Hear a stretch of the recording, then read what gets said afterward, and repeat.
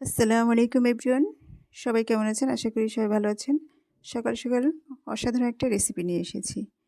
কতগুলো কুমড়ো ফুল আমি ভালো করে ধুয়ে নিয়ে সামান্য তেল দিয়ে ফ্রাই প্যানে সাজিয়ে নিয়েছি। এরপরে ঝাল পেঁয়াজ আর 2টা ডিম দিয়ে লবণ দিয়ে কেটে নিয়ে এখন কুমড়ো ফুলের উপরে দিয়ে দিচ্ছি। চামচ দিয়ে ভালো করে সব দিকে ছড়িয়ে নিয়ে এখন কিছু সময় ভেজে নিচ্ছি।